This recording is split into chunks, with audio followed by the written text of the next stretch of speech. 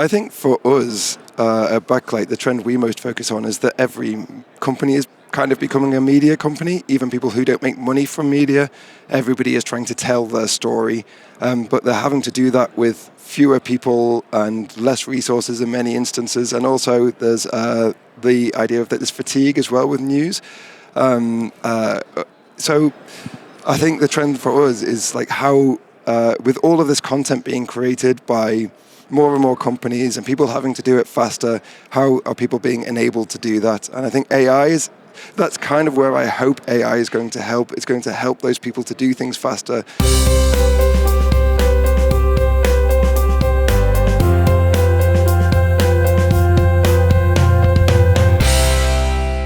Backlight creates AI-powered solutions for media workflows. That's through a suite of 6 different solutions, which are called Iconic, Wildmoka, Zype, F-Track, Cinesync, and Celtex. So these solutions, they all do sort of different things, but the idea being that we help teams with the full content production lifecycle, going from initial idea to getting it to the audience. Or another way of saying that is from script to screen to storage. I could give you the high-level overview of each product, but in the interest of time, I would just say it's media management, digital publishing, production, project planning, and streaming.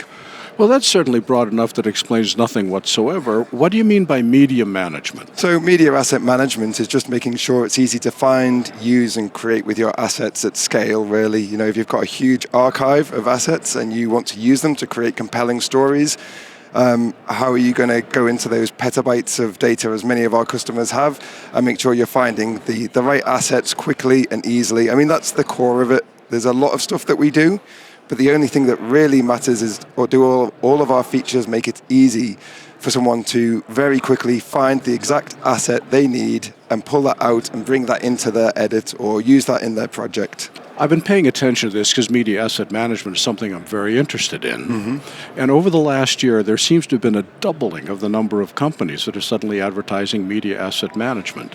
What makes you unique? Why should somebody use you for media assets? Yeah, so I mean, it is interesting because we differentiate a lot from the old guard because we are quick and easy and based in the hybrid cloud. And the new guard in that we have a little bit of the more depth to what we offer, but to answer as succinctly as I can, what really differentiates us is that Iconic, the media management platform that we have at Backlight, is built for hybrid cloud. It allows users to bring their own storage. So we're not saying you have to migrate all of your content to one place to manage it. You can have your on-premise, you could have a laptop, you can have your AWS and Wasabi, and you can index all of that in the cloud in Iconic. So it's one place, multiple different sources. And we do it that way because we know that media management isn't simple. It is a complex and challenging thing.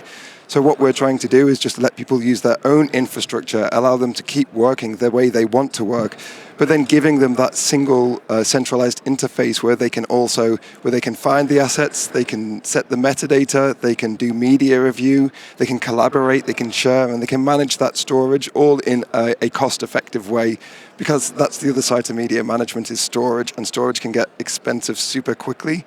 But Iconic is built from the very first days we started building it to kind of democratize and make media management more easily, the costs of media management more easily managed as well as the assets themselves. Well, Iconic is only one of the products that you've got, and that's not even your latest announcement. So let's talk about the new stuff first. What's new? We have a lot of products with a lot of new things going on in them, but what I would focus on is Wildmoka. So Wildmoka is all about digital publishing made easy and getting content out there to the world as fast as possible. Digital publishing for me is back in the old days of when digital publishing was looking at print, and we were suddenly creating print like PDFs sort of stuff. What does digital publishing mean to you, and why is it important? In the context of Wildmoka, it is about taking your content, whether that's a live feed or a video on demand, clipping it and sending it to all of the different platforms you would want to send it to. That might be Twitter or Instagram or TikTok. It might be your owned and operated platforms. Clipping means what? Clipping means taking a certain segment, a small segment of that overall broadcast or video, and taking just that portion and sending it out there for people to see. And it's important, just to speak to your first point, because, well, for many reasons, every company has a lot of media they want to share with the world. But specifically today, there's a lot of fatigue in things like news. People and news broadcasters want to get content to younger audiences. We're kind of enabling that by making it easier to take those snippets of that news, put them in the formats of where younger audiences are watching today, and making that happen quickly. You don't need to be an Avid expert or an After Effects expert. You can get those clips, brand them, share them. So it's like 10 seconds or 5 seconds or 8 seconds. So then digital publishing means that you take this small segment of video, and then you push a button and it suddenly goes to all the social media that we have memberships in. Is that what's happening? Social media or your owned and operated platforms.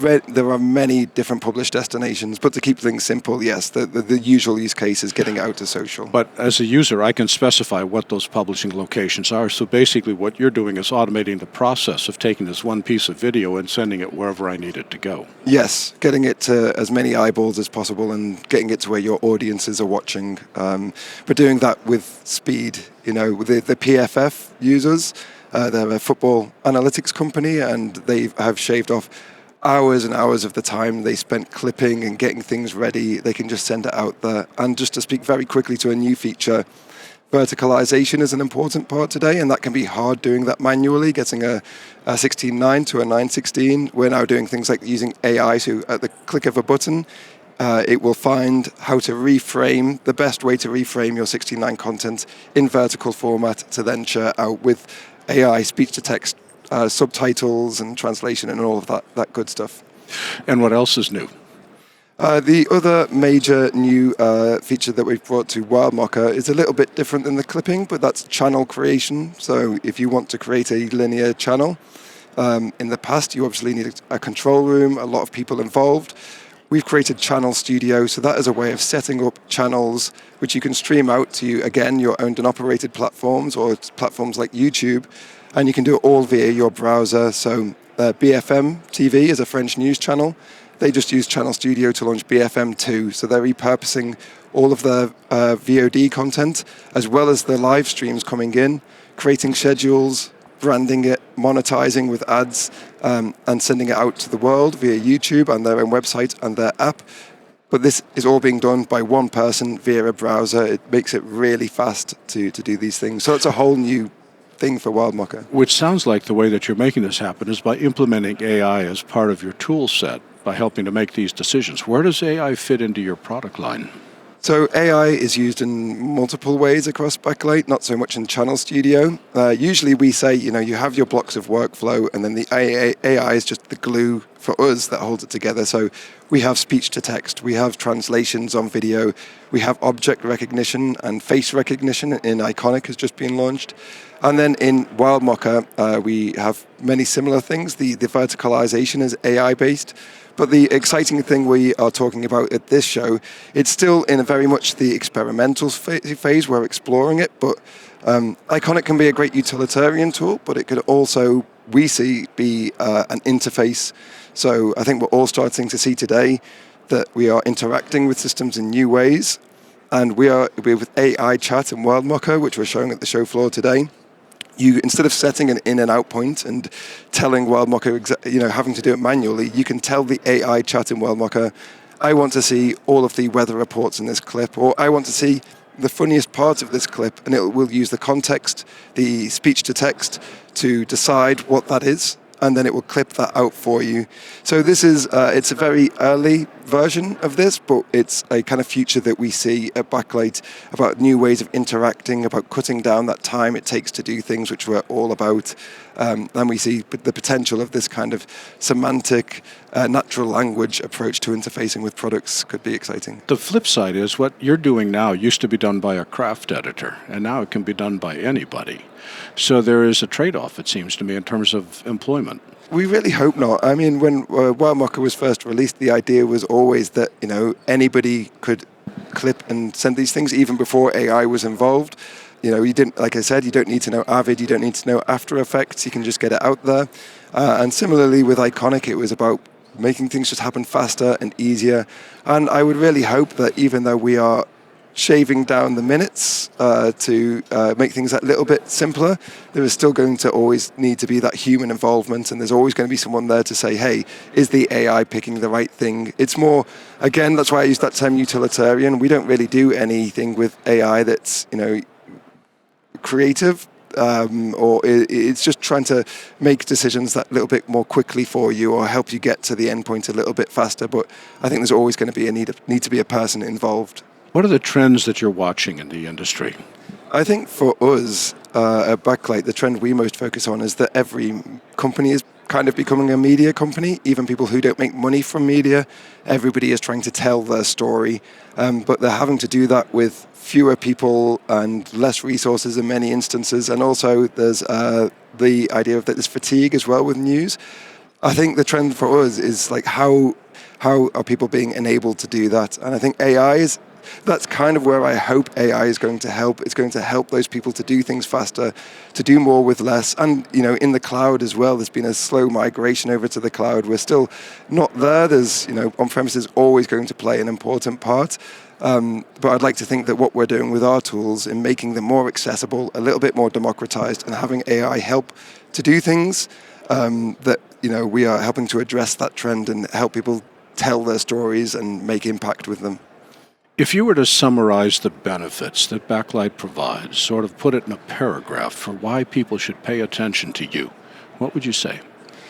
I think the thing that makes Backlight stand out is that we do have this full suite of products that go from script writing with Keltex right through to streaming and making a business with your streaming app and Zype. So I think the thing that's exciting about Backlight is we have all of these people working together with these tools that are slowly coming together more and more. So Iconic can connect with Wildmoka, it can connect with Zype.